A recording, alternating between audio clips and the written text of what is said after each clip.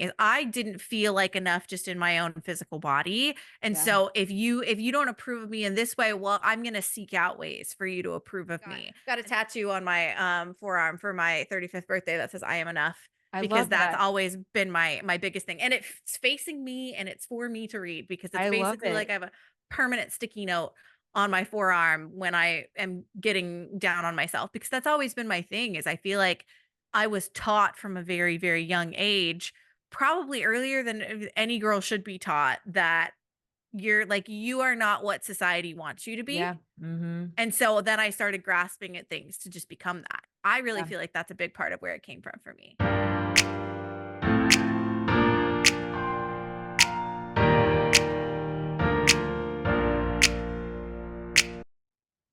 Hello, everyone. Welcome back to the channel, or welcome to the channel if you're new here. I am delighted to have Coach Ellyn with us today. She is a coach and the host of Burnout Proof podcast. Of course, we'll have that so you can hear it down below. It covers many of the topics that I love to chat about on a live True to You, but don't pop over there yet. You got to hear who Ellyn is. We're going to have a chat today, and then we'll send you over there after today's episode. So, Ellyn, thanks so much for joining me today. I'm pumped to be here. And you guys are going to hear Jillian over there too. So if you want to dive more into her story, Yeah, I know it's be up there. interesting, right? We don't tell our stories on our own platforms as much as we tell it on other people's platforms. So It's true. if you're not sick of me by the end of this, you can listen to that episode. If you are sick of me by the end of this for today, listen to her other episodes. She's got a plethora of amazing episodes. They're not sick of you. They're totally not sick of you. But Yeah. I'm pumped to talk to you today. I am pumped to talk to you as well. And for the people who have not yet met you, can you tell us a little bit more about yourself? Oh, where to start? Okay, well, when people ask me, tell me about yourself, I always like to throw it back to high school Ellen, because yeah, I could tell you like what I do now, but honestly, you're gonna have zero context if you don't know where I Yeah. came from. I love the So context. yeah, and I believe I am a burnout and stress management coach. That's what I do. But I like to throw it back to high school, because I am a firm believer that for a lot of us, when it comes to burnout and stress and the ways in which we live our lives and the ways in which we work, that starts when we're teenagers. And that's exactly Yeah. how it was for me. Like we are at Mm. this point, like breaking decades worth of bad habits for a Yeah. lot of us. Yep. So for me, the bad habit that I really had to break is when I was a teenager, I'm very, very validation driven. I'm a validation seeker. I love me some external validation. I wish words of affirmation wasn't my primary love language, but it is. I've always been that way. And so I feel like every decision I made when I was in high school and when I was younger was, I want the gold star. Tell me I'm doing a good job. I just want to know that I'm doing a good job. And so everything that I was doing, from classes I was taking to the all the extracurriculars I was involved in, I loved them. Don't get me wrong. Like I'm a nerd. I love me. I love learning. I loved soccer. I loved music. I loved all of the things that I was involved in, but I did them in so many respects because I just wanted people to tell me that I was doing a good job. So Mm. I did all the things. I was constantly busy, constantly doing things because I was a validation seeker.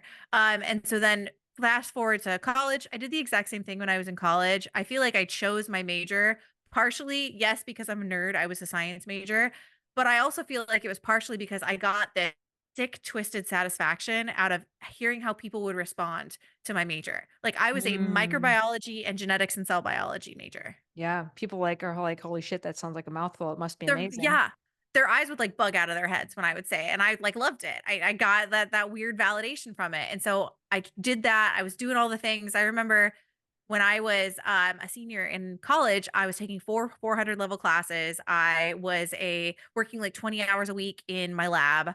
I was a TA for an introductory microbiology class. I was literally, like, teaching nurses, like, people who are going to nursing school, and I was an assistant soccer coach. Like, that's just, like, a snapshot of the things that I Mhm. did for this 3-month period of my life. And so I kept that pattern going, and then I hit grad school. And I tried to do the same thing again in grad school. I was doing all the things. I was in a PhD and master's degree, dual degree program. I was playing on like 2 different intramural soccer teams. I did all the things. And I feel like we all hit a point in our lives where the ways in which we operated when we were younger, no, it was grad school for me. I hit this wall of me trying to do all the things was just no longer working. It wasn't enough and I burned out. And I always like to say I was emotionally, mentally, and physically exhausted. It was like all the facets of burnout that you could possibly think of. I was checking all the boxes. Yeah. and I didn't know what to do, but I was a scientist, so I did what scientists do best. Can I swear? This is about being your authentic self. We talked Okay, about that's true. so This is wait, true. Okay. for anyone who hasn't, you have probably have not yet listened. She told me that it'd be inauthentic if she did not swear. So for me to tell her she can't swear would be me living out of my integrity to have my guest be their authentic self. So permission to be you. Okay, cool. I mean, it's not going to be a bad one, but scientists research the shit out of things. So I'm like, okay, I'm feeling this way. I'm just going to research the shit out of what I'm experiencing. When you Google things like burnout, you're going to see the most ridiculous stuff, like work less, sleep more, quit your job. Were probably the most three common things I got, and I was just like, cool. That's super unhelpful. Thank you, Google. So I tried to just like push through it again, hit a wall again. And so I was like, okay, I'm actually going to like start like sincerely researching this. I'm going to start reading journal articles. I'm going to start reading books. And I then started taking what I was learning and teaching it to other people. At first, it was just in the context of health and fitness. And then it really grew from there. Really started to do very deep personal development, personal growth work with people. I started helping people with clarity and with values. And basically, it threw a monkey wrench into my life because I absolutely loved it, and I'd never been more fulfilled doing anything else in my life, despite, having publications from the research I was doing, or had done in the past. It just felt better. Like, for all the validation I'd done, I kind of hit this point where I realized all of the external validation in the world wasn't gonna trump what I felt like was most personally fulfilling to me. And so I dropped out of grad school, much to my parents' displeasure. I dropped out of grad school and have been on like a 7-year entrepreneurial roller coaster, which has been, a burnout experience in and of itself. So Yeah. yeah, that's a little bit of how I got to where I am and a little bit of where I came from. Yeah, it's fascinating as you say that because the burnout endeavor. So I see a lot of people go from one burnout to the next, thinking that their job Yes. change is going to fix it. But if you don't actually address what you have just showcased as the learned behaviors, I love to hear where did you learn? Like, can you remember what were the messages you were receiving that led you to believe I have to do all these things and I have to, work hard and this validation is what life is about. I feel like if I had to put my finger on it, it was kind of the same reactions that I would get from when I told people my major. Like when I would tell people like, "Oh, I'm doing all of these things," like they were just so impressed that like this teenager could do all of these things. And I think that is the response that I got addicted to, but simultaneously, I'm a very results driven person, which I don't like that about myself. I wish I wasn't. And the more things you're involved in, the more results you have, and have how people reacted to, oh, she got an award in this singing competition, or oh, she made the varsity soccer team, or oh, she got an A on this test. Like the more things that I was doing, the more results I had for people to praise me about. So Yeah. I think that's really where it came from, is I wanted the praise, and the more stuff I could do to get that praise, the more praise I would get. Have you heard of the book Do Nothing by Celeste Headley? Yes, I've read that book. That is the author, right? I think so. She talks a lot about the busyness being a status symbol of Yes. success, right? And just thinking about, I was listening to Dr. Michael Gervais. He's a psychologist. I've been doing a lot of work on fear of other people's opinions. And I like this analogy that he also used was like, there was this older fish that was swimming past two younger fish, and the older fish said, "How's the water?" And the two younger fish say, "What water?" Right? If we are swimming in these societal values of you must be busy, you must Mhm, do these things, and people, you don't see any modeling of anything other than that, we think mhm. that's true. I must do Yeah. these things, and that this is what it takes in order to be getting this validation, and I should want this validation because that's whatever else is chasing, and I have all these skills and I was granted all of this wonderful intellect to achieve these things that Yeah. people are praising, and like who would I be if I just abandoned that gift that right, Yeah. like all that, was that going through Yeah. your head or what was your I mean, brain I telling you? honestly feel like the biggest thing for me, which is perhaps like unrelated to the grand scheme of things, I was like a very, very, in a lot of ways, a very insecure child. People make comments about my weight. Family members, not just people, family members make comments about me being overweight since I was a preteen, up until as recently as 2 years ago. And I feel like that was also a big part of it for me is I didn't feel like enough just in my own physical body. And Yeah. so if you don't approve of me in this way, well, I'm going to seek out ways for you to approve of me. And so I do feel like that for me was a big place of where it came from is I didn't Mhm. feel like me just being myself and being in my own physical body was enough. And so I had to seek out. It's part of the reason I got a tattoo on my forearm for my 35th birthday that says I am enough I because love that's that. always been my biggest thing, and it's facing me, and it's for me to read because it's I love basically like it. I have a permanent sticky note on my forearm when I am getting down on myself, because that's always been my thing is I feel like I was taught from a very, very young age, probably earlier than any girl should be taught, that you are not what society wants you to be, Yeah. Mhm. and so then I started grasping at things to just become that. I really Yeah. feel like that's a big part of where it came from for me. Yeah. That thank you for sharing that. It's something that definitely I can relate to in what stimulated my eating disorder and also Mhm. similar achievement based. Right? Those words matter. And They matter especially so much. especially when it's coming from the people that we think should love us unconditionally. Like those words matter and then those words turn into our words that we repeat over and over and over to ourselves. Yeah, they become our beliefs. Yeah. And I'm very aware of this, and I used to not be able to talk about this at all without just, like, absolutely breaking down in tears. I'm very aware of how much this shaped me, and the rational part of my brain now can fight against it. The rational part of my brain now knows that it's not cool, it's not okay, that I am enough, but that little girl that's still Yeah. in me, she's just like, "My great grandma just told me I'm fat." Like, she's still thinking in that perspective, and she's like they get so ingrained when they are put in us at a young age, which is part of the reason that even as a burnout coach, even doing the work I do now, I still get trapped in cycles of doing too much and trying to achieve too much and looking for those sources of validation outside of me, even in my business. And that's why I think, like, to circle back to the original point you made, I'm a firm believer quitting your job often does not help. Because Yeah. for so many people who are prone to burnout and are prone to overwork and are, whatever label you want to apply, validation seeking, whatever, that's not going to go away when you change jobs. I feel like it is completely misleading to tell somebody, oh, you'll never recover from burnout in the environment where it happened. That may or may not be true, but the implication there is that you just need to change your environment and the burnout's going to go away. And that, in my opinion, is bullshit.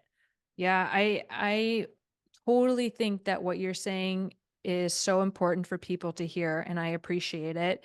And even just thinking unless somebody is acutely unsafe, right? Hmm. To take space away, maybe take some time, some PTO, maybe an FMLA, but they could actually, so example of to prove your point, when I was in surgery, I took an FMLA and the plans for that period of time went to poop. So like the psychologist appointment, he got busy and stuff like, so I just threw myself back into work because the whole time what I was doing during that FMLA was trying to muster up the mental confidence to throw myself back into the fire. Because if you are going full steam ahead, your sympathetic nervous system is on fight or flight, just overdrive, Yes. and you stop, you are not going to feel immediately well. No, no, And like no. people are In like, fact, oh, yeah, yeah, go for it. it's like your brain and your body's gonna be like grasping at straws of like we're used to moving at that pace. It's part of the reason why this is the example I use all the time, like Christmas time. Like everybody, we kind of slow down over Christmas time. There's like that dead period, especially between Christmas and New Year's, where it's just like, what the hell do I do with myself? And we come back to work after the holidays, and a lot of people are just kind of like, I don't know what to do, and it's because we come back, that's the pace at which we should be operating when we come back, and we have no freaking clue how to operate at And I would love to hear, two things. First of all, it. if you were to be with that younger self, what would you say to her now? Oh god. I think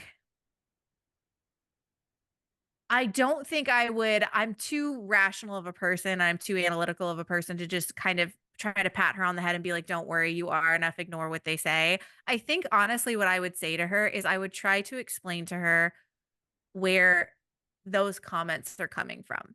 Like, and the fact of the matter is, like my grandma a couple years ago told me I was fat. When my great grandma told me I was fat when I was 12. When my dad made a comment about it when I was in high school. all of those things, shitty as those comments are, they are genuinely coming from a good place. Except maybe my great grandma's probably the only one that I'm just like, come on, that was coming from a shitty place. You were just being an ass. But like dad in high school, he genuinely made that comment because I was an athlete. I played soccer. And he literally said when he was making that comment, I'm saying this to you because it's going to make you a better soccer player. It's going to make you faster. It's going to make you more competitive. I think we were kind of unofficially looking at potentially me playing in college. I blew my knee out twice in high school, so that didn't happen. But like even later in my life, 2 years ago, my grandma, and she says it all the time, she's very concerned that she's not going to see me get married. She just turned 90. She's getting very old. I'm still single. I think she says stuff like that to me because she just wants me to meet my person. And she's very much from a generation where your physical appearance is what is going to attract somebody to you. Yeah. And I feel like if I'd taken younger Ellyn and just kind of explained to her, look, people are going to say these things to you and they don't mean what they sound like they mean. They are somebody else's perceptions, somebody else's values. There's somebody trying to, in some ways protect you, and it's going to hurt and it's going to sound shitty, but you know what it doesn't mean? It doesn't mean that you're not enough. It doesn't mean that your body's not enough. And it doesn't mean you need to compensate for their shitty beliefs by doing more and achieving more. I think that's probably what I would have explained to her. I think she needed some context for where these comments were coming from, because when we hear those comments when we're younger, we expect the adults in our lives to have their shit together vastly more Yeah. than they do. And Mhm. we think that their comments are coming from a very, very real place. So we take them at face value. And the fact of the matter is we shouldn't. But when you're 12 or 16, you don't know the difference. You're just taking what this adult said to you and internalizing it as something that you should believe too because it's an adult you should trust, especially when it comes from a family member. And I think now in my old age, I think in my mature age, I now understand that those comments are tinged with their own fears and their own insecurities and their own uncertainties, and that I can take what they say with a grain of salt and really understand that I don't have to adopt that belief. And I don't think I knew that when I was younger. I don't think a lot of people know that now at I any agree. it takes you did the work. I can tell from the way you talk, right? You've done the work. You help other people do the work. You live it to give it. And what I heard you say is like we can't control what those people are telling us. Mhm. What they're telling us, as we mentioned on your podcast, which y'all are going to listen to later, I know, what they're saying is a reflection of what they learned and what Mhm, they believe based off mhm, of how they grew up, the mhm, circumstances at the time, and a reflection of what they think is important. And what it brings up, of course, in us is what we're valuing and what we need at that time. Like at that really vulnerable age, we needed to be accepted mhm. and validated, and rejection. It's like we needed to do anything to not be rejected. And that's Yeah. evolutionarily understandable, right? We need Yeah. our community to survive. And so it was like a threat to the safety when we hear these things that we think if those people don't accept me, I'm going to be kind of kicked out of the tribe. Like even if our brain doesn't offer us that, that's kind of oftentimes where our nervous system is like freaking out. Yeah. Yeah. Yeah, I mean, think it's like every time you have to have a difficult conversation with someone in any context that difficult conversation might come up, we physically react to it. Our heart might start racing, our palms might start sweating, our hands might start shaking. Like we have a physical reaction to it. And it's literally the same shit. I teach people this all the time when I'm talking about the stress cycle. It's the same thing. The reason we do that is because that's how we evolved to escape from threats, like literally getting attacked by a saber-toothed tiger back when we were cavemen. But our brain doesn't differentiate between something that's physically unsafe and psychologically unsafe. It's Yeah. just a threat. Yeah. And I think, yeah. Body image distress it just the brain perceives it like a physical pain, Mhm. like the social rejection. Mhm. Yeah. Yeah. I like that name. I've never heard that name, but it's a perfect name. Body image distress. Yeah. See, even 35-year-old me, I'm like, I can take that and internalize it. Okay, now I have more understanding for even now why I respond some of the times the way that Yeah. I do. I literally just went to a family reunion and y'all weight and body image and dating was a topic of conversation, partially because me, after a couple of glasses of wine, started venting about my dating life to my aunt and uncle. But there were multiple instances over the course of the weekend where I felt like how much I was eating was being judged. And I that don't think it could was, be but it that was could my be, fear. It right? could It have could been. be, I had but no data to mhm, support that, but like yeah, past experience has told me that this is a part of my life that's unsafe. yeah. And so I saw reactions and that's the lens through which I saw them through. Which is also kind of that other thing of like Mhm, I also have to take my own reactions with a grain of salt because I know that that is entirely perhaps not true at all. That's not mhm, what perhaps what they were thinking at all, but I'm yeah. interpreting them through my own filter. Yeah, so it could be it's actually not true. The fear of other people's opinions philosophy comes across as anticipatory anxiety. It's an intrapersonal, meaning in your head belief about what you think the other people are saying. But even if it was true, right, you've Yeah. just substantiated that even if they were judging you, it's not about you, Yeah. them. Yeah. It's very ironic to me that you living out loud brought my energy to you. To you, I'm also 35. I also recently went home. My grandma also sat next to me, was also judging my niece's body in a positive way because she's athletic and all lean and how she can eat that much and be that lean. Literally to me, who like I actually blew a lid. I said, you all have been with me when I've almost died from an eating disorder. We are stopping this body talk right now because I have For these you. nieces in front of me and they are going to be influenced just like me. You're going to showcase that one niece out of four has a desirable body and they were talking about height and stuff. I'm like, nope, we're shutting this down right now. Good for you. Yeah, I was very proud of myself that when my grandma did make the comment a couple years ago, I was pissed at the time because I'd literally gotten my heart broken 6 months before or less than that before. I was like, "Yeah, I am not in the best shape of my life right now. I'm fully aware, thank you. I am bouncing back from being like absolutely heartbroken." And I was so proud of myself in that moment though, because that's the first time somebody's ever said something to me and I've pushed back and I frankly fought back. And in this instance, we're literally on the phone talking about something completely unrelated to weight. And then all of a sudden it pivots to weight and she's critiquing my cousin's weight. And then all of a sudden she's critiquing my weight. And I just told her, I was just like, Grandma, this is not a conversation we're gonna have right now. You have no bearing to comment on my weight. You know nothing about my level of health let's not talk about this anymore. Like, I don't want to talk about this anymore. So please let's change the subject. And then she, because she was almost 90 at the time, she just like has no freaking filter on anything that she says. I love her, but she has no filter sometimes on everything that she says. She kind of pushed back and she's like, well, why? Why can I not talk about this? I think this, blah, blah, blah, blah, blah, blah. And she just kept going. And I was like, Grandma, if you keep talking about this, I'm going to hang up the phone on you. Yeah, And sounds like she kept on going and I hung up the phone on I her. have And done that. we, Yeah, I've done yeah, that. I've done that. I it's Mhm. so unfortunate that that's what it has to come to, but what I think comes from doing this work is that you are willing to piss people off to take care of yourself. Yeah, it's And that mama actually the bear, beauty right? Mama exactly. bear. It's like if we can't have mama bear for ourselves, like what the hell's the point? Like I was Yeah. so proud in that moment that I hung up on my grandma I'm really and proud of you too. Right? I am super proud. I've done the same thing. My grandpa called me really sensitive, or if I don't argue, then he's like, "Oh, it sounds like you're getting over your sensitivity." And he's 97, and I want to say a lot of things, and I have hung up on him a lot of times. I have left arguments with him a lot of times. I'm like, yeah. they will not change. People will not change unless you cannot force other people to change. You can't Yeah. avoid triggers in our society about body.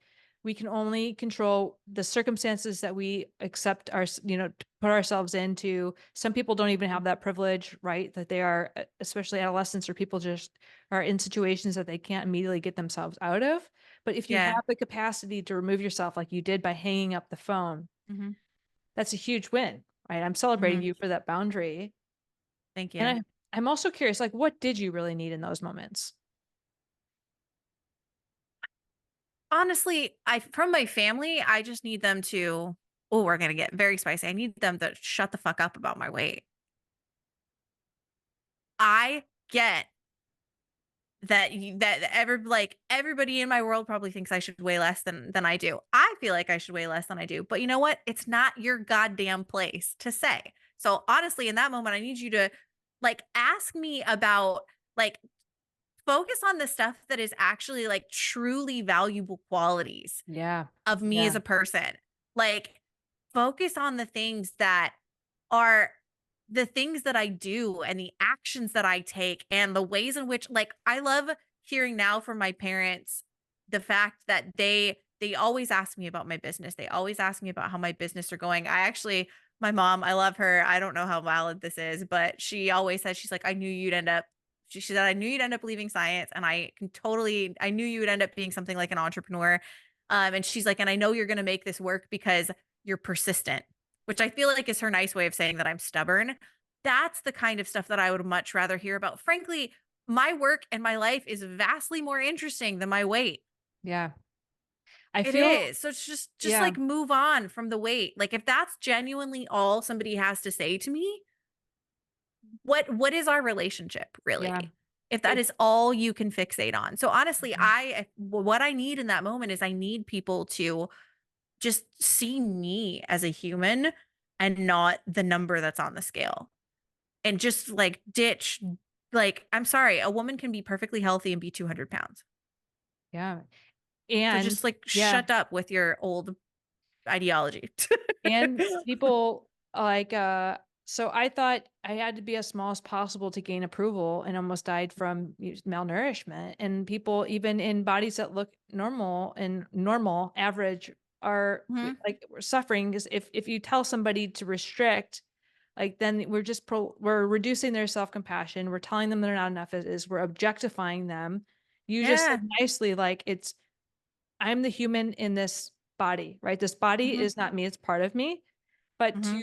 be focused on something that I believe it's so our society just focus on this superficial bullshit that Yeah. drives me crazy. It's causing people so much pain.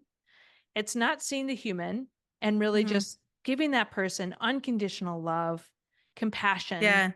and being on this journey of life. It's hard enough without adding Yeah. to the suffering through these superficial expectations. And what good, what value? You said it so well. Like just Yeah. focus on who I am, not Yeah. the And things it's funny because it's like I get where it's coming from. Like we said with my grandma, I think she has a concern that she's not going to see me find my person and get married before she dies.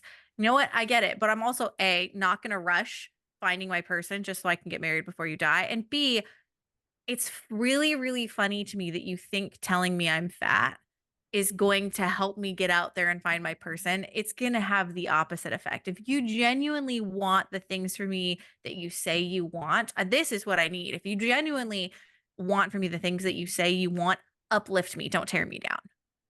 Tell Okay. me all of I remember when my grandpa I've lost both my grandpas. Actually, my when my first grandpa passed, that was a big catalyst for me. We talked about your catalyst and what was your catalyst. For me, a big catalyst of finally deciding I need to get the hell out of this PhD program is I called it my avalanche of low points. My grandpa passed Memorial Day weekend of 2015.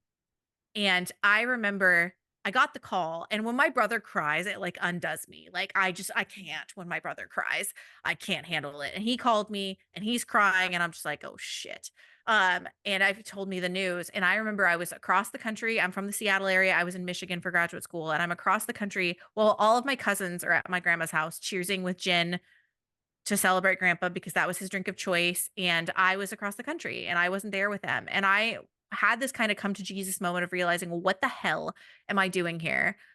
I'm literally away from everybody I love the most, doing something that my heart's not even into. So that happened. I went home for his memorial service. I came back from his memorial service. My car got sideswiped while I was gone. And Michigan has no fault insurance. So I had to pay for it. Mhm. And then 2 weeks after that, I broke my elbow. It's the first time I've ever broken a bone in my body. Yeah. And then about a month after that, I had the worst professional meeting of my life where I went in to present my data of the project that I was working on. Yeah. And I literally, like, I barely changed the slide before one of the women that I was presenting to just ripped it apart. Like, didn't even give me a chance to talk. And I remember closing my laptop, going to the back of the room, and I was just like, I'm done. I'm gone. Because if I'm in school to learn and I don't even feel like I'm learning anything, I just feel like I'm beating my head against the wall. What the hell is the point?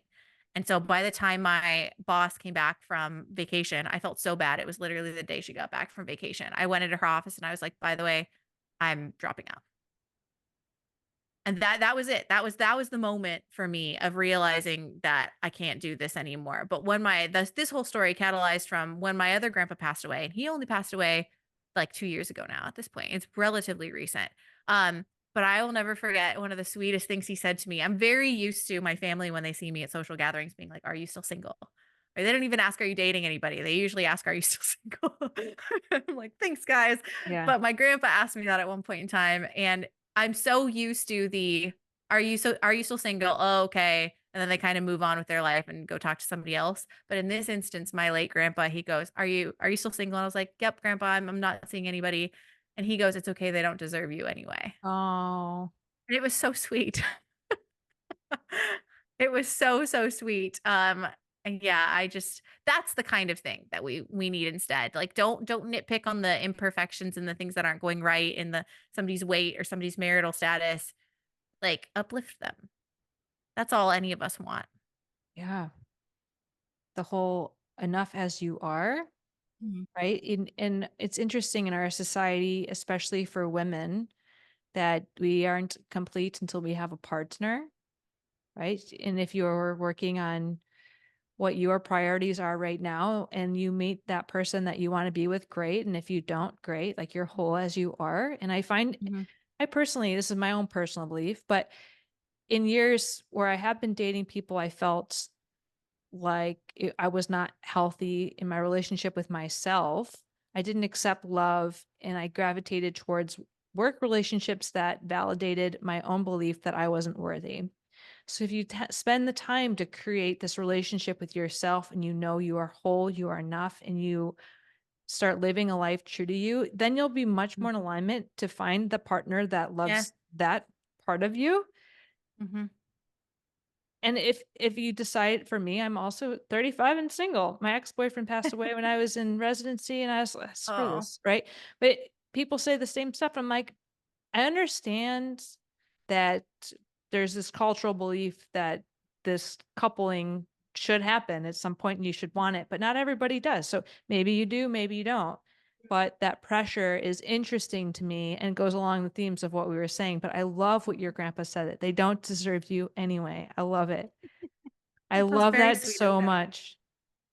That's one of my favorite memories of him, and I have a lot of memories of him, but yeah, it's the first time anybody in my family had responded in that way, and it meant so much to me. It's really interesting that for women, we there's all of this messaging that, and I'm not like a screw the patriarchy kind of human. That's just like not how I operate, but I am hyper aware, and I every woman is, that there is a constant messaging of not enough. You're either not skinny enough, or you're not enough unless you are in a relationship, or even if you are in a relationship, you're not enough until you start popping out kids. There's Yeah. always, it's like something else that women need to add to their plate Yeah. And then if you have of, kids or and a job, then you're not enough at your job. You're not enough at home. So you're never enough. exactly. Exactly. It's a Mm, no-win scenario for a lot of us. And I feel like the best thing I've ever done is surround myself with people who believe the same things I do, and not to be in an echo chamber, but to just stop feeling like I'm alone yeah. in the ways in which I want to live and the ways in which I want to operate. I follow a gal on Instagram who's all, she's her like your child free BFF, and she celebrates being childless and she celebrates choosing that life. And I need that messaging because I don't have a lot of that. And I feel like I love meeting other women who are my age and who are also single and who are building badass lives. Hell yeah. No, as soon as you were like, I'm single too, I was like, yes, another one. Single, no child. I'll be 36 Yeah. next month. You do have a dog, which I am jealous of because I want a I dog, but I do. travel too much to get a dog. So I live vicariously through other people's Yeah. All right. You're welcome um to share my dog. We'll have some virtual, parenting yes. together. Yeah. Yes, I love it. I love it. Mhm. Yeah, I feel like I just need to surround myself with people who are like that to not feel like I'm alone. In the same way that when I did make the transition to being an entrepreneur and a business owner, I needed to surround myself with fellow women entrepreneurs or women identifying entrepreneurs because I needed to see other badass women who were doing the damn thing and who stepped away from their careers to just build something of their own. Because it's scary. The aloneness is scary in all of those situations. And I feel like that's something that I've realized more and more is if I can surround myself with those people, that reinforces what I believe and makes me feel like I have that belonging. You said belonging before when we were doing my podcast. My core, what's one of my core values? And Yeah. I love that word because like I feel like a lot of people's core values are things like family. And to dovetail back to like burnout, which is what I do, I love values work. Values work is one of my absolute favorite things to prevent emotional burnout. And I don't think I will ever emotionally burn out ever again because I know what boundaries I need. I know what my values are. I have multiple sources of fulfillment in my life. But boundaries, or excuse me, values I'm really passionate about because I feel like a lot of people have should values in their lives. And I Yeah. feel like Oh, this is part of the yes. Let's reason. hear more. Hear Yeah. more. Let's hear this. I think that's part of the reason why so many of us struggle with authenticity is we've adopted values we feel like we should have. Should is my Mhm, least favorite word in the mhm, English language. mhm. And the one that I often call out, actually there's two that I've started to call out more, but one in particular, family. I feel like a lot of people say that their value is family. I personally feel like that's a should value because I'm going to make the bold assumption that I feel like is pretty damn accurate that you don't value your family because they're your family. You value your family because you feel a sense of acceptance or a sense of belonging or a sense of like insert word here. It's the sense of what you feel when you're with your family. I Yeah. could care less that my family is my family. I love my family because, and actually, my mom put this in very good terms because her and her sister got into a little tiff at our family reunion this weekend. And she's like, you know what? We argue, we fight, we are not always the best around each other, but you know what? We'll go out to lunch the next day Yeah. and we'll forgive each other. And I'm like, that's what I want. I want people that I don't have to be perfect with. I want to give myself permission to be like my worst self, but like I have people around me that know that I'm not always going to show up at my best self, know that I'm at times going to be stubborn or short fused or whatever. And they're not going to judge me for it. They're going to perhaps call me out, but they're going to accept that I showed up imperfectly and that's okay. Mhm. That is what I value more than anything. And frankly, what I love about that is that then makes room for all of my friendships that make me feel that way too. I love me a low maintenance friendship. I have a very good friend that honestly, I just talked to her yesterday for first time in probably like 6 or 9 months, but she is still to this day one of my absolute best friends, one of my favorite people on this planet because we can go an extended period of time without talking and there's still so much love there and there's still so much belonging there and there's no judgment. Like that is that's my relational value. That's what I call it when it's a value that's about how you relate to people in your relationships. But the other one that I like to call bullshit on is success. I feel like a lot of people say they value success. I just had a conversation with a one-on-one client about this. She thought her value was success, but it just didn't. Every time we try to define it and every time we try to think about, okay, what does this mean to you? It didn't feel like the right word. Yeah. She just didn't feel satisfied with it. And she had this amazing aha of realizing she chose success because she felt like she should value success. Yeah. She should value the amount of money that she's making, the company that she's working at, the kind of projects that she's working on. She's a computer programmer, so she's got like a big career. And the more we talked about it, she's like, I don't value success. She's like, I value prosperity, but we liked that word better because prosperity can have so many Yeah. meanings and you can take prosperity in so many directions. Prosperity can be about fulfillment and happiness and health and yeah, safety and security and financial prosperity. But I feel like I love values work so much because values work will call bullshit on the things that you are telling yourself that you value that you don't actually value, that you have Yeah. adopted because society told you you should, or you were happened to be following people that told you this is something that you should care about.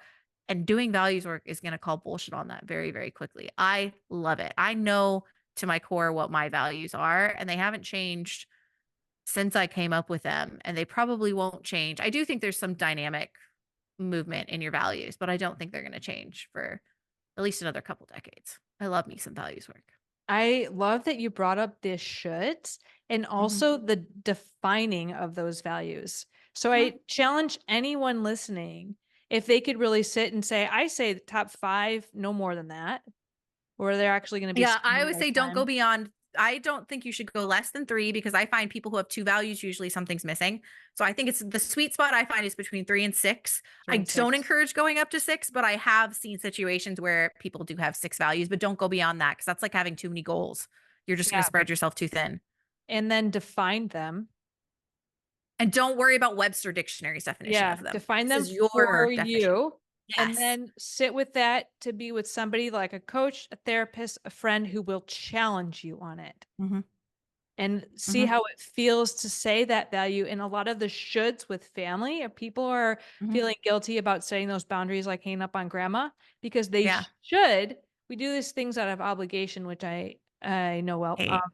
We should prioritize that, but if that should, especially during the holidays, is causing you illness and like unwellness, and it's not the relationship you want to prioritize, like free yourself from the shoulds and investigate, well, I want to go spend time with that person because despite that we're not having the best relationship, maybe my integrity says I want to show up for a person that I care about, even if like, Yeah. maybe it's a different value that's showing up. Yeah. Mhm. Or, I do think you're kind of raising a point too that your values do occasionally come into conflict. yeah. Absolutely.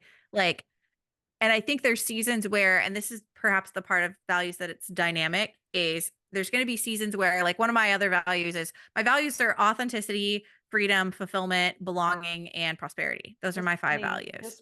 This is from a conference. It's from an ACE conference. It says authenticity, courage, and empowerment. It was a women physicians conference, and that was your values very much aligned. The belonging was the whole messaging for this Hmm. conference. So that you belong just as you are. Hmm. And I'm curious, okay, so when a person then identifies that they are living out of alignment with their values, or at Yeah. least in your experience, what did it feel like? And what does it feel like to be in what's your Oh thermometer? gosh. I mean, what I always tell people to look out for, because this is really emotional burnout. When you're out of alignment with your values, you're usually going to be in emotional burnout. And the core things that I tell people to look for, especially high achievers, to look for when they're in emotional burnout are emotional reactivity. So you're either going to be quick to angers or quick to tears. It's usually one or the other. And literally, for a lot of my one-on-one clients, like they can't even get through explaining to me what is going on in their life without breaking down into tears. Yeah. Yeah. Like, very, very textbook situation. But we've actually also talked about another piece of it. The next piece is social isolation, because usually when we're in a place where we're emotionally reactive and emotionally burned out, we isolate ourselves from our relationships because we just don't know how to explain what's going on in our world. So, again, that pendulum swing, if you're going from being very, very social, having a lot on your social calendar, to you just cannot seem to motivate yourself to leave the house and to interact with the people you usually do, red flag. But the other big thing I tell people to look for with especially high achievers are typically very engaged, very like self-motivated. They are, if you need something done, you ask a high achiever to do it because they will get it done and they will get it done well. Um, when a high achiever is in emotional burnout, usually what that looks like is a lack of motivation, like detachment, apathy, like it's just you disconnect. Yeah. Yep. And it's perhaps you're showing up, but you're going through the motions Yep. in showing up. Um, and it just, that enthusiasm, that motivation is gone. I actually, when I was in grad school, my boss used to tell me that she's like, never lose your enthusiasm. That's actually one of my superpowers. And sometimes I trick myself with that superpowers. I can muster enthusiasm for just about anything. Like it's something it's a superpower. I have a question. But I have a yeah. question about that. Does that showcase a value for you? Because there's a strength that comes to mind, like the love for learning. Like Mhm. is there something like that that's underneath that enthusiasm? Oh, that's a really good, I actually do feel like it's almost the bad side of belonging for me, is I feel like that it's become an expectation of sorts in my relationship that I'm gonna be like that, to the point where sometimes when I'm not, people are like, "What's wrong with you?" So I do Mhm. feel like there's an element of belonging that comes into that, but I also, that's kind of the negative side of it. I also feel like there's an element of freedom in that, like, in the sense that, like, I want to feel free to just kind of be like this, like, wacky, goofy version of myself that's, like, just gonna be bring this, like, unbridled childlike excitement to a lot everything that I do. Yeah. So I think there's the negative and the positive to it. I think sometimes I feign it out of a desire for belonging, but I also feel like the positive side of where it comes from is I just wanna be my unbridled, free, authentic Mhm. self. And I think that's the other side of where it comes from. I love it. It's like that beginner's mindset, always like enthusiastic. And you've learned a lot. You've put in so much time to understanding this, just so that enthusiasm I anticipate is a lot of like what you said, like a lot of things that are your authentic self that show up as enthusiasm. Yeah. Yeah, like, I'm I will have a dance party in my kitchen to just about anything. We'll just say that. That's kinda That's that's so kind of how funny. I roll. My Instagram, if you look way, way back, my Instagram, I used to dance on it a lot, but then like Yeah. it didn't align with my mood, my energy, my flux. So it just, I feel like we are siblings or like, there's I literally lived in Michigan before I moved to Texas. I Did have you a chip, really? I have a chip in my elbow from when I fell down on the ice. Yeah. My car got dented in and I had to pay for it because it's a no fault state. Like there's so Oh many my god. synchronicities. I left the dental clinic in Michigan. That was when I was done. I never went back to practicing dentistry. I swear we are living parallel lives. And because you're living out loud, I'm living out loud. The universe has brought us together. Just And like that is what happens when you live your yeah. authentic truth out loud. It's I so do. I crazy feel to like me. yeah, like the literally the flip side of it. The one final thing I'll say for not living your truth out loud is numbing behaviors. I feel like when Oh we yeah. are in emotional burnout, we numb a lot. I always joke humans are like professional numbers. We are so good at finding Oh yeah. ways to numb our emotions. Like the shitty TV show that you watch that you don't know why. Like I binge watched the first 6 episodes of Perfect Match on Netflix. Don't ask me why. I don't know That's why I watch it, but it is a little hilarious. bit of a guilty pleasure. Yeah, that's really So funny. like that, like drinking, any substances that you use, but we also like we know the things that we numb with, but we can also numb by doing things that are very positive. We can numb with exercise, we can numb with work. Like we can numb by doing. Yeah, I absolutely. had a very compulsive exercise that almost killed me and workaholism, like you said. And those things I got championed. Actually, Mhm. even today, I felt really bad. But this lady, I was at the gym and came up to me and was talking to me about my running. And like, I know this person is going through a lot in their personal life, but it was so triggering to me because I felt that. I'm like, please don't compliment me on something I'm trying so hard to detach my validation from. But this is my mind, right? It's not her fault. She was Mm, just saying things that she was older generation. I'm like, this is triggering the crap out of my brain. I can't control her. I can only control what's happening. And it's just bringing that self-compassion and awareness because I'm like, yeah, please don't, because that's the only thing I'm getting validated for right now are the things that I know I'm trying to repair my relationship with, which tends to be my amount that's hard. exercise because it's felt like in your work, right? Yeah. I would love the audience that's tuning in right now to just do an audit and share with us what are your Mhm, numbing behaviors? Which ones are mhm, celebrated, right? If mhm. they feel vulnerable or else they can just do it reflectively for themselves. But I'm Mhm. curious, if they just call awareness to what are the things that they're using to numb, maybe they can share their guilty pleasure. Mine currently is The Resident, which is on Netflix. It's horribly medically inaccurate, which is why I'm so obsessed with watching it. But I yeah, mean, I have to be that's generally why I'm not a big TV show human because I know that they can take over my life when I really get into them. I'm a big movie person. I love movies. Yeah, I know what my numbing behaviors are. I watch TV, I eat. I've always been an emotional eater. And I do overwork, but that one's a really hard one for me as well. I've been called a workaholic at points in my life. I don't resonate with a workaholic. I am the person who says I'm just really passionate about the work that I do. Like I do feel like maybe a little bit too much of my identity is wrapped up in the work that I do. And this is a big reason why I completely call bullshit on the idea that passion prevents burnout. It does not. If you no, are passionate about what you do, you are more likely to burn out yeah, because you can't turn it off. And I'm speaking from experience and I've seen a yep, ton of people do that. yep, So like I know that one of my numbing behaviors is overwork. But it's funny doing this work because we can numb by doing things that are actually very productive for us. I don't believe, and I feel like, watching trash TV gets shit on a lot in terms of being like a bad way to spend your time. That's mental rest. And I yeah, will argue that until the day I totally, die. That is totally, mental rest. And you yeah. cannot convince me that that is bad. That I do just yeah, think a yeah, lot of us, totally, yeah, I think a lot mhm, of us need that space in our lives to just yeah, turn our brain off. And if you do that by watching freaking Perfect Match on Netflix and being like, "Ooh, there's drama," like I'm yeah. not about to judge you for that That because is I do so too. ironic. Yeah. So we were just talking about that at my lab meeting. It was Mhm.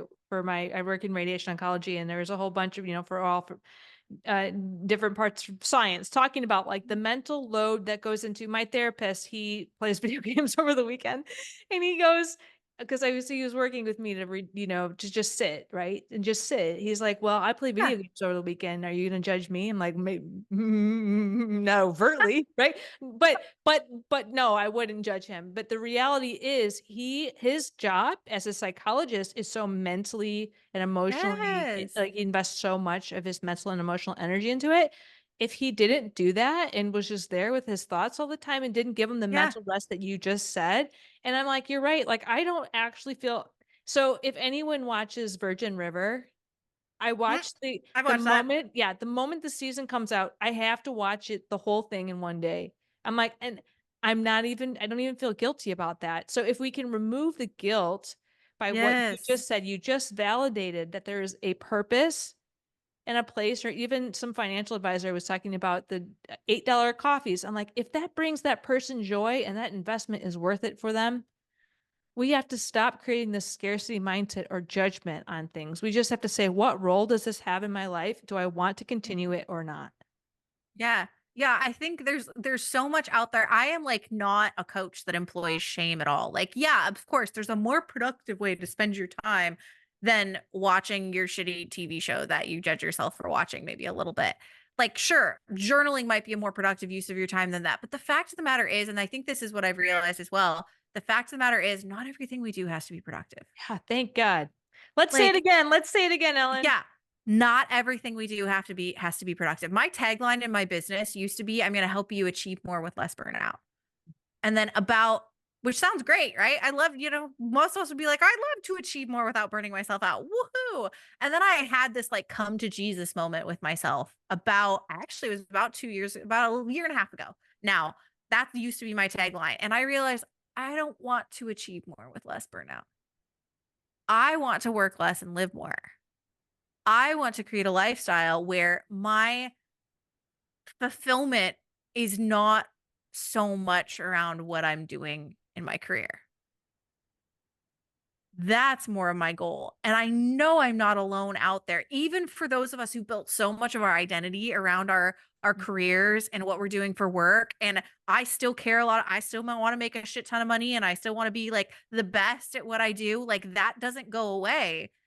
But I no longer want my life to be built around my work. Yeah, so good. I want to live outside of my work. I want more of the stories I tell to be about the things that I did when I wasn't working and the trips that I went on and the new place that I went paddle boarding and the new hike that I went on. I want that to be what my life is about. And like to full circle and finally answer the second part of your question about what does it feel like when you Yeah. start living a life that's more authentic. Honestly, the thing that I think starts to happen is you have infinitely more self-compassion. Yeah. Huge. I do shit talk myself, but I catch it when it happens Yeah. much more than I used to.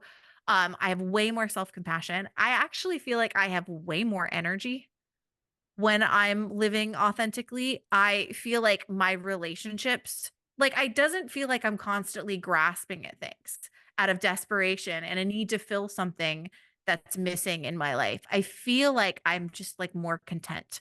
Me living more in alignment, like to kind of dovetail off of like a minimalism comment that I don't remember if you made in this podcast or if it was in my I think podcast yours, so because we'll if you send guys them over there later. yeah. Yeah. Yeah, go listen to mine. We've been in back-to-back podcasts this Love afternoon. it. But, like, I started realizing that I was living in a 750 square foot, 1 bedroom, 1 bath, and I only ever slept in my bedroom. So what the hell's the point of that room? And so about, just over a year ago, I downsized, and I now live in a 497 square foot studio, Wow, and nice. I love it. I love it. Yeah. I can clean my whole apartment in an hour. It's And amazing. I I love that. don't have any there's no space in this apartment that is wasted. I love it. And Love and that it's so just much. feels so much it feels like a freedom thing. I no longer am taking I don't when I get a house in the future, I don't want a house with a yard. No. I don't want my house to feel like something I feel like I have so much more clarity and so much more confidence now that I'm really so much clearer on who I am. Even, to full circle back to the conversation about body image, even though am I at one of the heavier places I've been in my life? Hell yeah, I am. But you know what? I do still feel so much more clarity and so much more confidence than I did. I will get up and throw me up on a stage and make me talk about burnout for 4 hours. I can do it. with probably zero preparation because I know who I am now and I know what I stand for. And I feel so much certainty that everybody else around it is going to feel the passion that I feel for what I do and the passion that I have for my life. And I don't need that validation nearly as much. It still feels good when it comes. I'm not gonna sugarcoat that. I still feels Yeah. good when I get it, but I don't feel like I am surviving off of it anymore. Yeah. Beautiful. And it just says that point. It's like the weight was never it, right? It was Yeah. never it. Yeah. And Yeah. and so what does it take? You identified, and we talked a little bit about the next question I was going to ask from that's in alignment with what you were saying now is that slow Mhm. down, right? Like what does it Yeah. take as a high achiever to honor going at a pace that feels right for you and not that chronic sense of urgency and I need to be more productive to achieve more? Honestly, I think it takes a massive reframe, but I honestly think that reframe could be summarized into one word. Instead of operating the way you've been operating, focus purely on sustainability. Yeah, I love that word so much. It's a great I word. love it. I feel like I've co-opted it's funny because I have a friend that does a lot of like she does sustainable marketing practices. Yeah. And when she says it, she's very much like environment. When I say it, I'm literally talking about what can you sustain. My Yes. goal now, and it's been a beautiful shift with this whole work less, live more, to me realizing that what I want for myself and what I want to create for everybody around me is I want to create sustainable success. Yeah. I want you to have, and what I think that boils down to is three things: sustainable systems, because we all are going to continue to have a lot of shit thrown at us day in and day out. It's going to happen. Like that is just inevitable in the world we live in. I think there's somewhere like 80 gigabytes of information are thrown at us every single day. Like it's insanity. So we need to have sustainable systems to wrangle that. That's I think pillar one for a lot of people. And when I say sustainable systems, I think there's two core components of that. We need to consolidate. We need to capture. We need to have one place where we put all of our shit. We need to like stop keeping information in your emails, your text messages, your brain, your Google Drive, your Evernote, your this, your that. Like we have information in way too many different places. Yeah. Put it all in one place. That frees up so much mental bandwidth and so much time to just know that where you need to look is just that one location. So that's the consolidate. And then the capture part is stop trying to remember everything. If you have an idea, if you have a to do, if you think of something for work or for like just something you need to get at the grocery store, it can be like mundane things to like very, very high level professional things. Stop relying on your brain. Just write that shit down so that you can move on with your life and let your brain do what it's meant to do, which is Mm. create and innovate and troubleshoot and be creative. So, like, that's the and then the next part is sustainable self-care because yes, our self-care needs to sustain us. It needs to give us the energy to like fuel our hustle, which I don't think hustle is a bad thing. Can be, but it doesn't have to inherently be. We need to fuel our hustle, yes, but we also need our self-care to in and of itself be sustainable. And I think that's where a lot of us screw ourselves over is we Yeah. create this self-care routine that is like this laundry list of like 2 dozen activities that if we're not completing it every day, then we've failed. That is not self-care. Yeah. That is being a textbook achiever and Yep. trying to box check your way through self-care. That is not true self-care. True self-care should fit into your busiest day.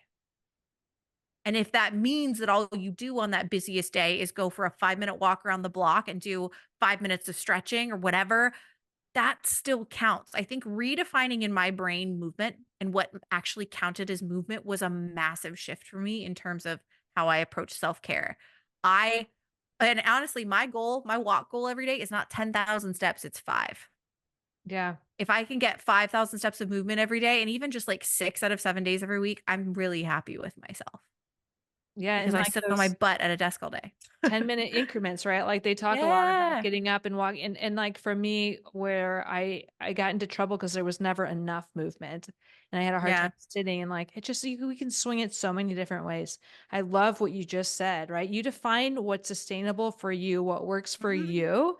Because this Mhm. 10,000 thing, I think it was just created because they had a watch that went up to 10,000. Like it wasn't based off, from what I know, science. And Yeah. even if it was, it's like our diet culture shit's been changing all like this is such bullshit that Yeah. takes up too much energy in my mind. But I love what you said.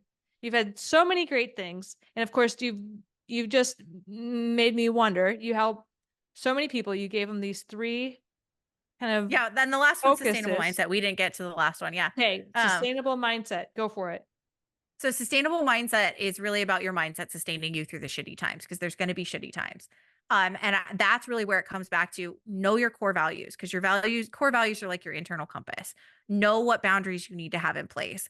Question the shitty beliefs that have been driving your life. Like that's really what a sustainable mindset is. Like when I have people do mindset work, I ask them things like, what's your definition of success? Whose opinion actually matters Yeah. in your life? Things like that. And if we can get really, really clear on that, we are going to be able to filter out the BS that's doing nothing but hurt us and really, like, frankly, burnout proof our minds so that we are actually creating a life where we are not consistently burning out and we are not cyclically burning out. We are building a life that's burnout proof where we can live and we can operate at our best without driving ourselves into the ground.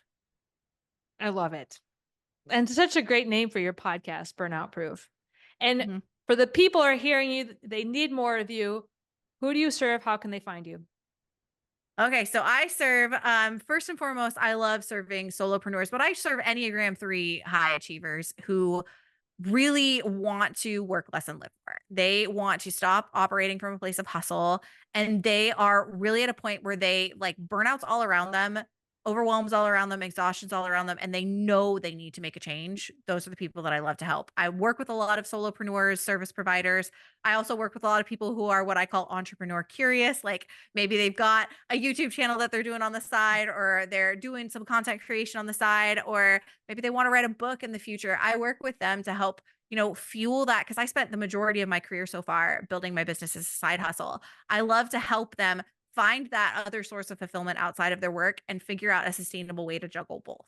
So I Mm. love working with that kind of person who's got that kind of outside passion outside of their career. And then I also work with leaders. I do a lot of speaking. Like if you have a burned out team and you don't know how to support them, and you don't feel like you have the capacity to support them and yourself, dude, whether it's me or not, bring in an expert. Take Yeah, that burden off of your shoulders. I do a lot of speaking in that. So those are really the two categories of people that I help. And I love doing it. I will never go back to science. This is where I was always meant to be. I love it. And I can tell. I mean, I can tell just the way that you speak about it, the energy you have towards it, though I know you're always enthusiastic, the way I I follow am. you. And where can they get in touch with you? And can they follow you?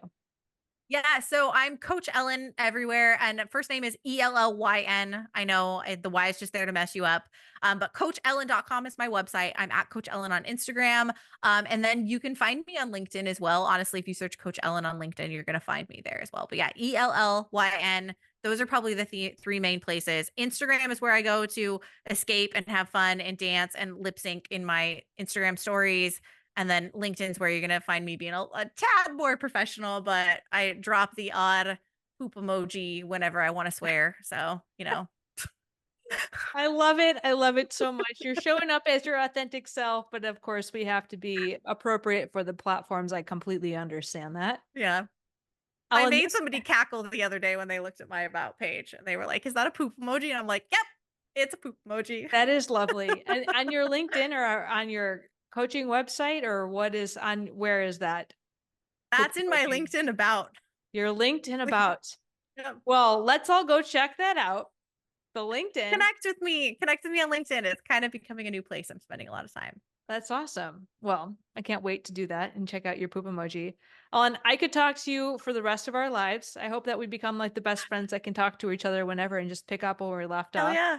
Hell It, yeah. I hope it so is, too. it's been such a pleasure. So thank you for sharing more about yourself, your insights, your wisdom. And I can't wait to continue and see where your journey leads. Same. Thank you so much for having me. I appreciate it. And for all the listeners, we want to hear what are your takeaways? And of course, which podcast episode of Ellen's are you going to listen to next? So share in the comments below. And until next time, thanks for being here.